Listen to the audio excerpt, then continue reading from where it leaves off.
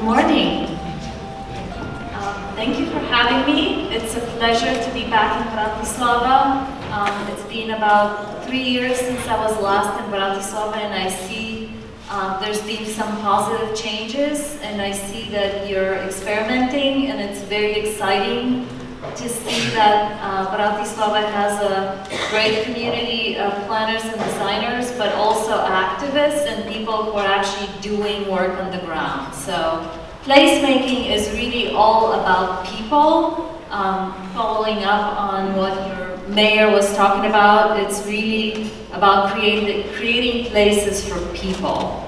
And it's not, design is a big part of it, but it's one tool in a bigger toolbox. So when we talk about placemaking, we're always kind of challenged between what is more important. Is it really about people, and don't we have experts who actually know how to create a great public space? Why do we need to talk to the public?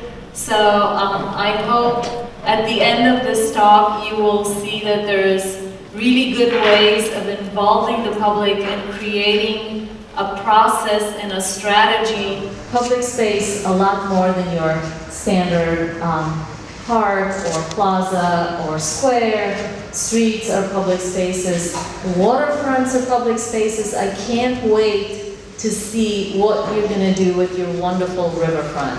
You have a public space in the riverfront that is quite popular, but it's a mall. So one of the ideas I wanted to share with you today is something we call lighter, quicker, cheaper. And it's not about the word cheap. It's about making short-term changes to public spaces, both to experiment and also to see how people interact with the space. Because the key to public spaces is that, like real cities, they're living things, and they change and they need to change. And one of the mistakes we often make as designers is we build these grand visions and these grand features into the public space that actually make it impossible to use for anything but the prescriptive use of the space. So we want to keep things a little softer, a little bit more flexible, and figure out what the real needs of the public space are once people start using them. Yes, when you plan for cars and traffic, that's what you get, cars and traffic. New York City, Times Square. And then when you plan for people and places, you get people. And I know you're familiar with this, and I'll show you a little bit more of it, but the point was, it wasn't really hard. They closed the street to traffic and they put cheap lawn chairs in the street just to see if people are actually going to come and sit there. And lo and behold, they came. So it's all about how we think of the goal of our whole endeavor. It's not really about the project. What is the goal? And when we focus on place, we think that we can do things very differently. And when we focus on this more holistic understanding of what a place is and how we create it, and the fact that place is really connected to people. It's connected to nature, and it's connected to all the other things that make a city work. But it's most of all about people. So what we do, we call it placemaking. And placemaking really is a process of working with people. We call it a collaborative process. We talk about people coming together to create public spaces that are meaningful to their communities. So what is meaningful in Bratislava may be very different from what is meaningful in a neighborhood in Queens, in New York City. But the point is that until we actually talk to people, us as professionals, we tend to assume that we know what people's needs are, and we shouldn't make those assumptions. And the process, the placemaking process is very iterative, it's circular, and it's about building consensus. So it's not about a unanimous agreement, it's about getting to a place where we have a common understanding and where we can actually make meaningful decisions to build consensus and to build a vision for what a great public space should be. So again, to designers who sometimes feel like, wait, we've been in school for 6-7 years, we've trained, we're professionals, we know how to do this. Why should I go and ask, you know, a random guy on the street, like what do they know about design? And to all these people I want to say, it's not about asking people without design training to do design. That's not what we're talking about. We're really talking to the people who are going to be using the space about how they want to use it. And doing that actually creates a much better design question to the designers to solve. So it's really about creating a program that the designers can then design off of. And in architecture, you will never be starting to design a building without a program for the building, right? You're going to know, okay, we're designing a school and it's going to be 5 floors and it's going to have 75 classrooms and 16 bathrooms and all of these things. You have a program for the building. With public space, very often it's like, oh, we designed a great museum, oh, and there's some empty space in the front. I guess it should be a public space, but we don't know what we're going to do in it. So placemaking is really about creating that program for the public space that we can then design for. And sometimes we discover that we don't need to design much, and other times we really discover that there is some important design features and statements that could be made in the public space to express the vision that we kind of all built together. So I know it's very hard to see because of the light, but our process is very kind of circular, and we start with defining the place and the stakeholders of the place. And when we talk about stakeholders, it's not just about the residents. I know sometimes, especially in neighborhoods where there is larger residential populations, including in downtown areas and in old towns, the residents may want something that, you know, it's a little selfish. You know, they want to park their cars, or they want to do one particular activity. So convening a variety of stakeholders and not just residents is one way of kind of opening this discussion and having the discussion about what does this space mean for the entire neighborhood, for all of downtown, for all of Old Town, or whatever the situation may be. So it's not just, oh, we talk to the residents, we're done. It's a much bigger circle of people that could be involved. And the reason that is important is not only because we want to hear from a lot of voices, but also because these are the people that are going to be our partners to make this space happen. I understand the realities of cities working today and of municipalities working today. No one can do it alone. No matter how rich or well-functioning your city administration is, they can't do everything. So we need those other partners to help make it happen. And we're not talking about money necessarily. We're talking about people, about volunteers, about programs, about things that are actually going to make people feel that it is their own public space, and they have a sense of pride and ownership and really belonging in that space and in their city. So that is what we try to do when we build this vision for the place. It's not a grand design, it's really what is this space for and how is it functioning and who is it for. And then from there, we at PPS like to encourage some of these long, short-term experiments. Whether they're cheap or not, it's a different question, but some of these things can happen fairly quickly. One of the problems, especially when you have public consultations on big design projects and on big development projects, is you're talking to people today, but construction is not going to start until like 4 years from now. So what people told you today, their situation is going to change. Their kids are going to be not in kindergarten anymore, they're going to be in high school and they're going to have very different needs. The people who are very active may be retiring 4 years from now. So it's very important, if we can, to have some of these changes happen quickly so people can enjoy the fruit of their labor and the ideas that they gave you and the time that they gave you. So even if it's something that in the longer plan may be modified or may be completely redone, it's really good when we can show people, your ideas mattered, we talked to you 3 months ago, and now we're doing it, and you're helping us do it. But lighter improvements are not just about doing things that are going to be scratched and replaced with something permanent. They're really about building into the longer, bigger, longer-term plan.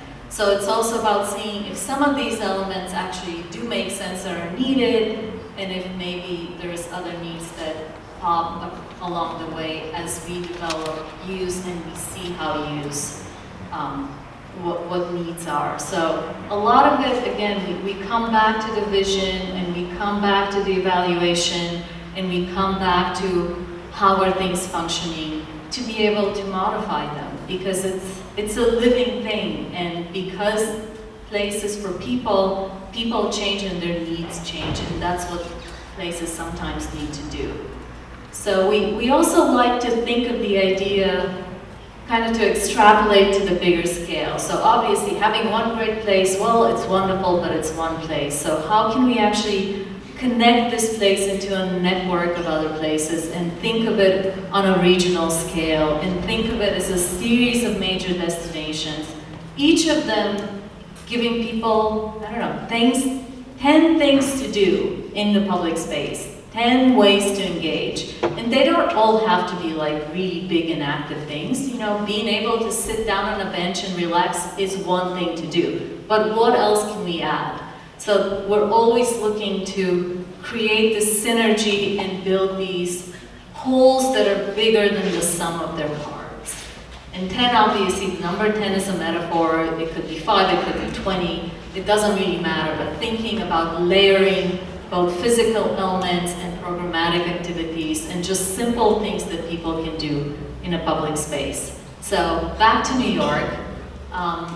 My organization, Project Public Spaces, did not design Times Square. We're not claiming that.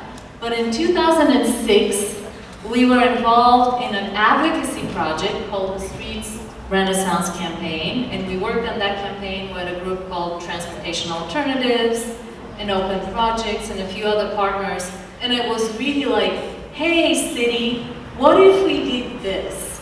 So the campaign involved kind of studying a few key public spaces in the city and creating these photo simulations to kind of advocate for more public space. So this was our photo simulation for Times Square. We were proposing to close one side of the bow tie, just one side, and we were showing a big street festival. And actually what the city did was much more radical than that, because they closed both this side and the other side. So they closed a lot more, but we know that the advocacy campaign actually did what it was supposed to do, and it advocated for public space. And they did it, and they started very simply with the beach chairs, nothing's beautiful or permanent, and then slowly they built it into a permanent space. And actually, I don't have the most recent photos, but now they have very fancy paving and lights, and I don't know that the paving necessarily is changing the way people use the space, but it certainly looks a lot more polished. The other thing, it's like, oh, okay, well, it's Times Square, it's one place. What was great about Times Square was that it was really like the elephant in the room. If you can do it in Times Square, you can probably do it in a lot of other places. So it became the foundation for New York City's Public Plaza program, where a lot of really small kind of leftover street space was turned into like mini plazas. This is not my favorite example, but you can see it's literally like 2 lanes of traffic that became this like little plaza. This is, I think, a much better example. This is in Chelsea. It's literally a traffic triangle, not a lot of space. And you can see the amenities are very simple. It's tables, chairs, umbrellas, and planters. The planters were very important to create a little bit more comfort and safety from traffic, because the cars are right there. You're not very protected. And what happened with these spaces, we did a study a couple of years ago, is people started using them, and by giving people a meaningful way to be part of this process. It has to be in good faith. We can't already have made all the decisions and have the public kind of rubber stamp our decisions. That never really works. People are very smart about these things and they understand them, and usually they fight them. So it's not a positive experience. And the point about working in good faith is you never know what you're going to end up with. And that's why we don't want to start with preconceived notions.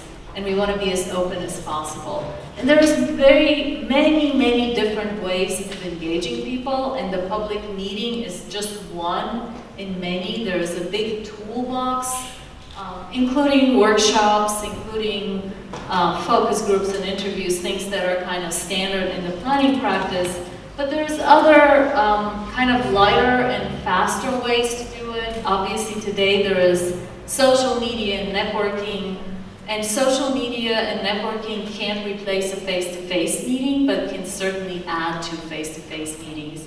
And recently we've been doing a lot of these pop-up placemaking engagements that are very quick and kind of add to other events.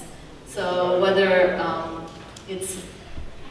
we actually do these like little dot surveys, very similar to visual preference surveys, where people can tell us what activities they're interested in, and then we can tally them and see very clearly, okay, every 500 people said concerts and 400 said performances, so it's very clear which way their interests are leaning. So there's many ways to involve the public, and the goal is to create a place, not a design. As I said earlier, design is just one of many tools.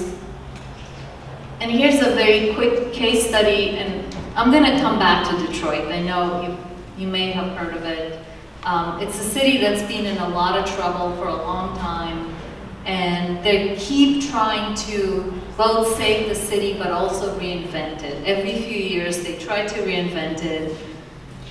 And sometimes it works, and sometimes it doesn't quite work. So this is work that we did in Detroit. We started in 1999. The city was preparing for its 300th anniversary, and they wanted to create a good, meaningful public space downtown. So this is where we started. It was a traffic intersection and like a little with kind of a park and a circular space, and the intersection was completely reconfigured, and we moved the monument, and we created a park called Campus Marshes, which is was a fairly successful downtown space, and really became a focal point for a city that was really struggling. And a place where a lot of its various residents and constituents group could come together and kind of have common ground. And what was interesting in Detroit is they actually opened their new square in November. And they have winter. It gets really cold. So they started with the ice skating rink and the Christmas tree and all the wonderful things that I see you're setting up in Old Town right now, so I can't wait to see the market. But they had never done this before, so it was a big deal for them. And what they discovered was as soon as they put this stuff down, they had like 150 people come on opening night. And this is a city that's been losing population, and now their population is down to about 700,000. So 3 out of every 10 people came to the space. You can't do it alone. Success is really about partnerships and about getting both likely and unlikely partners to participate. So, this is one of those examples of lighter, quicker, cheaper things that can happen very quickly. And it's actually an experiment in my own neighborhood where we really suffered for lack of public space. And we essentially close the street to traffic. That's what we did. And we started off with very simple things in the street. And then we became part of the Plaza program. And now we have a public space. Concerts and events and just regular things like markets every day. So sometimes those lighter things don't have to be big. They can be very simple, as long as actually they do what people need them to do. And the best part of our story is that we actually used that public space to crowdsource funding for a new park right next door. So we raised, with our neighbors, about $500,000 for a new park. So the small things actually build into something much, much, much bigger. And that's really the goal. So money is not the issue. Obviously, there's always money considerations, but it's not the main thing. And you can, spend a lot of money and still produce something that is really not all that wonderful. So here's an example. This is some work that we did recently in Providence in an old historic park that was really underused and nothing was going on there. And we started with very little money. There were a lot of partners around the park that actually did programming for kids and school programs and school groups. So what we did is we worked together to build them this little imagination center and create a place for all the school programming to happen. And the imagination center is basically a glorified storage shed. All it does is we store the tables and the chairs and the books and the pillows and the imagination playground all inside this little building. And it's really brought great new life to this park, and it cost, for American standards, about $20,000 total, which is not a big amount of money. So sometimes very small things can have a huge, huge impact. And then finally, management. I hate to break it to you, but you're never finished. Oftentimes, especially for designers, we push and we work and we spend all this time and now it's in the ground and now we cut the ribbon and we walk away. Well, it doesn't work that way. It's like, I don't know, building a house and being like, okay, now we're done. We're never going to clean ever again. There is so much work that goes into the management of a public space. And it's, I think, a science, and it's kind of forgotten, and it's a little bit like managing a big public building, but it's different. So we're still, I think, developing and discovering ways of how to do that better. So management, crucial in programming, is a big, big, big point. And it's not just about the big events. It's not just about the big concerts in the markets. It's all the little things that make it happen. So I'm going to show you just a couple of case studies from our work where we've used this whole process that I showed you, and the public involvement and massive engagement with different stakeholders and partners in a couple of places where, in some places, we started from scratch, like this. This is downtown Houston, and we started with an empty lawn and 2 parking lots right downtown Houston. And what we ended up creating after many meetings with many different people was, we started with like this very simple bubble diagram, but what was important about it is that each of the bubbles had their own function and their own reason to be. We had this very fuzzy drawing of what the space would look like, and then our concept plan was actually taken by Hargraves, famous landscape architecture design firm, and they kind of put the same ideas in their own language, which I think is okay. We had a little bit of back and forth of like, is everything here and how is it gonna look like? So this is their interpretation, and they actually built it. Here's the space, downtown Houston. No one was there, right? We had 2 empty parking lots. On opening day, they had 500,000 people show up, and it's the most successful space in Houston to date, including spaces in neighborhoods that have been used for many years. And they have kind of a little bit of everything. They have ice skating, and they have water, and they have a great stage, and they have a nice restaurant, and another one that's cheaper, and you can just grab a snack, and they have a dog run. People like their dogs in the US. A great playground, a lot of water activities. We talked about water and how you connect to it, so they didn't want people, swimming in the pond, but they were giving them other ways to connect to the water. And what is most interesting is that this public space has actually spurred a huge amount of development all around it. The programming, they have programs pretty much every day of the year. They have 4 people on staff that do nothing but just program the everyday uses of this space. So people who are really thinking about how to make it happen.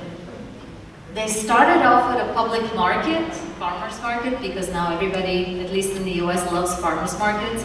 Well, what they discovered was that they didn't really have the right audience for a farmers market because people were coming downtown with their families and their kids to be in this space, so they weren't there to shop. And what they did is they retooled and created this, and they created a night market that is much more about art and vintage and a little bit of antiques and fun stuff to do, and it's been hugely successful. So again, it's not set in stone. If it doesn't work, you need to like fix it and make it work. So now they have, it's very popular. People come for the art market, but they also offer services like the free bicycle repairs, they have movies, they have music, all the little things that make a market pop. But this is what I wanted to show you. Okay, this is the park. The Parks Department actually did a land swap to expand the park this way, and it's spurred all this development around. This is a multi-million-dollar tower, residential and offices, and they keep building. So the impact, the economic impact of this public space has been incredible. So if you ever doubt if it's worth investing the money, we say yes. If you do it the right way, it's absolutely worth it, and your investment is going to come back multi-fold if you do it right. So here's another quick example back to Detroit. I was showing you this park. Well, sometimes even good parks need to kind of get better. And what we were looking at is especially this plaza that wasn't really functioning very well, and it was kind of empty. This is actually a photo simulation rendering done by our colleague here, Zuzana Zuzuva, who worked with us at Project Public Spaces. But it was really about envisioning a market in a space connected to the park and making the park a little bit better. And they're actually building the rail right now, so it's like a big construction site. And we had all these elements, and we looked at our power of 10, and what are the 10 different places. And we actually did it, so it wasn't very expensive, and we used the space that was there. We added some market stalls, and we created a food court because the audience around it was all office workers.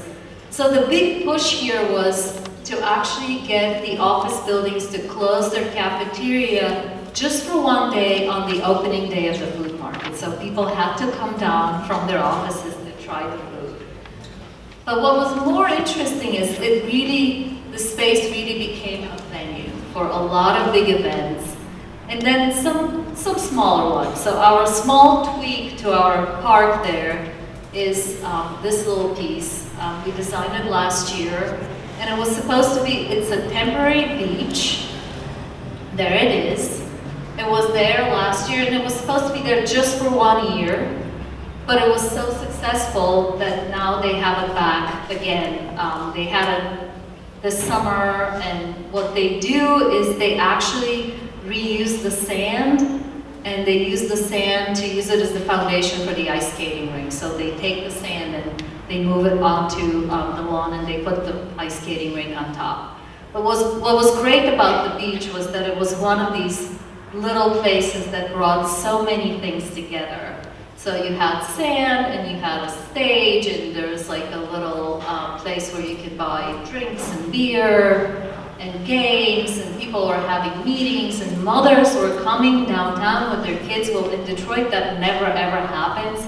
So it was a big new thing, and I think the sand actually beat out the water playground. You know how everybody loves the water playground? Well, I was talking to some of these women downtown because we were trying to evaluate the effect of the work, and they said, well, you know, water is great, but if I travel, if we drive from our home in the suburbs, and my kid is wet, then I have to go home, because what am I going to do with a wet kid? But when we come and play in the sand, it's a little bit of sand, it's fine, then we can go and do other things. And it's become a real focus, and it's become a real place. So it started off as temporary, but I think it's going to be a temporary thing that's going to last a few years. And people are really having fun and using it. So a park that wasn't terrible, we were pretty happy with how it was working before, but it tied into this bigger effort and in this other space, so it really gave a kick to all of downtown. And then, as a conclusion, I wanted to show you some work that we did in a very historic setting, in a historic park, and I know you have a lot of places here in Bratislava that have a lot of history. So we started working on this park in downtown San Antonio, Texas, a historic park with a monument, and it was kind of like the founding space for the city. It's a block away from the Alamo, and it kind of needed something. It was really not well used. There wasn't a lot of obvious users around, and the whole placemaking process with the city was very interesting because the city was very open to the process, but they really wanted to engage private partners. There was a hotel, brand new hotel, well, an old hotel that was being redeveloped, and the hotel owners really wanted to be part of this. And the transit agency was actually redoing the bus stops and kind of rethinking the whole transit system and the spaces of a place for transit users. So a lot of the conversations were with people who spent very little time in the park and just walked through. And the conversations were about, well, what can we do here to actually keep you for a little bit longer than just walking through the park? And it started very slow, but what ended up happening is we developed a little vision of like, these are the little things that we're gonna do. So the improvements that we did to the park, we did with a grant from a corporation. So we basically put physical improvements for about $80,000, which may sound like a lot to you, but it's not a huge amount. This is what they look like. Well, this is actually one of the ways they collected ideas from people in the public. They organized these dinners in the park, and they would get, they would look through the plans and talk with people about what they want to see. So, this is what it looked like, and this was the improvement. So most of these improvements were very low cost, but what the low cost improvements made possible was adding more partners. So they had one partner for the lighter physical things. They had another partner. The city basically redid the lawns.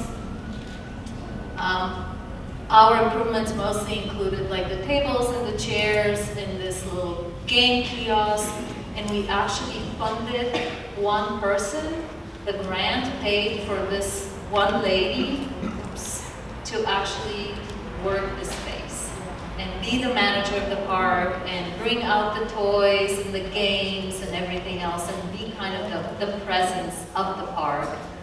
They brought food trucks, of course. Americans have just discovered mobile food, so everybody wants food trucks. And I know you have your little cafe buses that are very cute, but it really worked for this space. And then another group funded the dog run. So a lot of small amounts of money came from different pots. So there was the dog run, our game manager lady brought out the games. This is a game called Bad Toss. It's like very simple, and ping pong, and chess, and yoga, and all of these things. But the story here is much more about small amounts of investment, bringing more people and more sources of funding that were not there before. So the city funded new lights, a private funder paid for the dog run. Now another foundation is replacing all the benches, so it's kind of, in English we call it priming the pump. It really primed the pump to get more people and more partners to help make this park so much better. But the big thing about this space was Before we did any of the changes, they probably had about 10 events a year. This year they had 140 events in this park. Some very small, you wouldn't even call them events, it's just a regular program during the day. And some bigger events like that beautiful white tablecloth event I was showing you.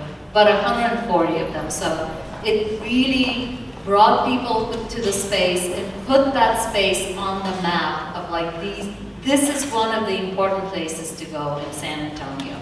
And that's what we can do with many spaces and kind of, you know, many hands make little work. The more partners, the better.